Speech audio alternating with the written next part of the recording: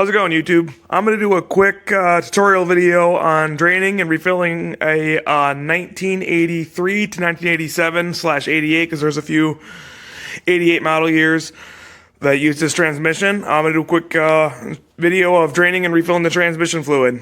These are really all the tools you're going to need, either a 24 millimeter or a 15/16 wrench. I really like this 24 millimeter because it has a bit of an offset, and you'll kind of see why a little bit later. And a 19 millimeter or a 3/4 millimeter wrench. A ratchet and a socket will work just fine too. It's just a little bit hard to get to in the areas when the transmission is in the car. And then I'll also be using one of these gear oil pumps right here. These are only like $6, I believe, at your local auto parts store, and they will make your life a ton easier. I'm also going to leave a link in the description to this right here. This is a Dorman part. This plug sticks out a little bit farther than the factory plugs do, and it'll make it a little bit easier for draining and refilling the transmission. So, yeah, I guess let's kind of walk through it right now. Alrighty, so there's a lot of sensors on and a lot of plugs on these transmissions, and it can get kind of confusing as to where you got to drain and refill it at. This is the passenger side of the transmission right here, CV shaft being here, and then there's a sensor right here, this lower plug right here, and this upper plug right here.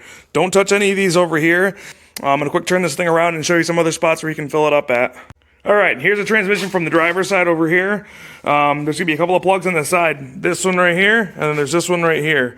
I personally like to use this fill plug to fill most of the fluid up. So one of the first things you want to do, actually, before you drain the transmission fluid, is try to pull the fill plugs out. With either your 24 millimeter or your 15/16 socket and wrench, make sure you can get them all to pop free.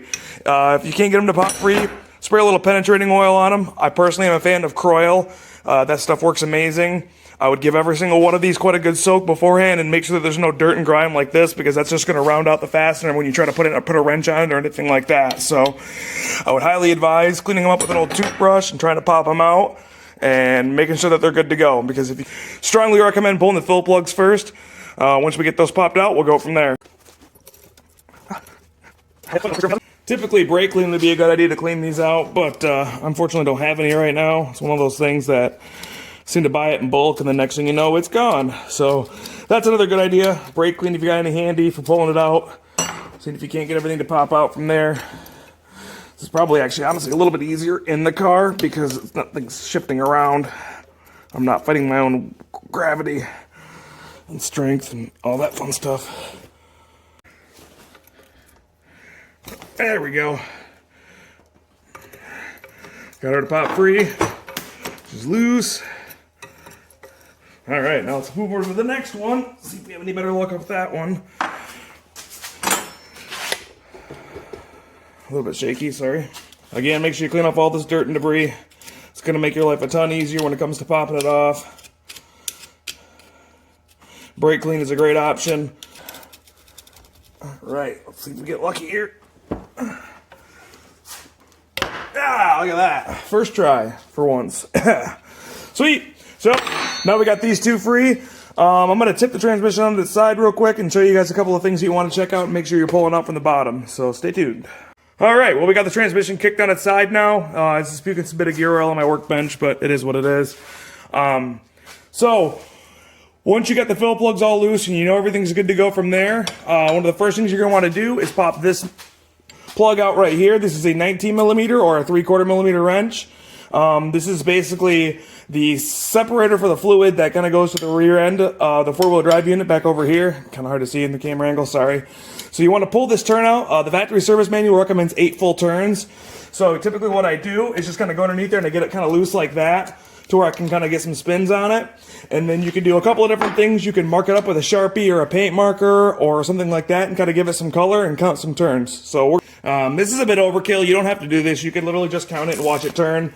But it's not a bad idea just to make sure that you got something to reference point it off of. Another idea would be hit it with like a pen or like a punch and give a little bit of an indentation to it. But anyway, so what we want to do is we want to back this thing up now 8 full turns. So that's about a half a turn right there. There's close to a full turn.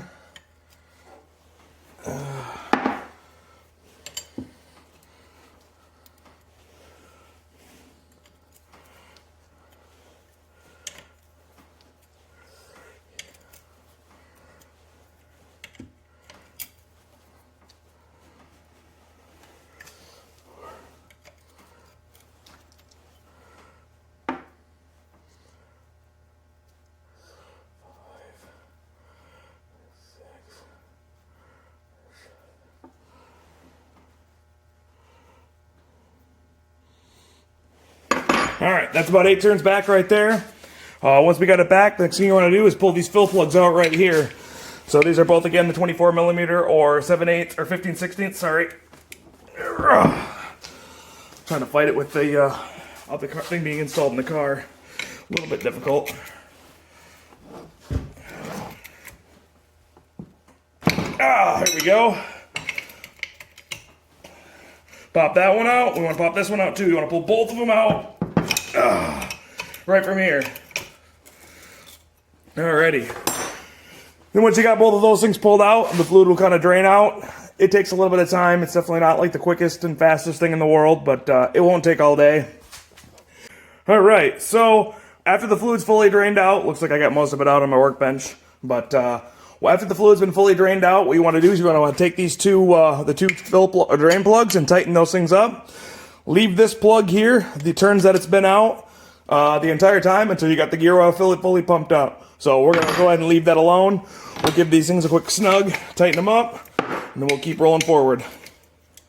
Alright, so once you got the drain plugs fully tightened up, what you're going to want to do is pull out the front fill plug. This is the one I like using the most because it's easiest to get to with the gear oil pumper. And then take some GL4 gear oil. I'll show you the specifications real quick here in the manual. This is the capacity right here and the fluid recommendations by Toyota. This is a factory Toyota service manual. I will link in the description a digital version of this manual you can download. It has all the exact same information as this. It's just digitally.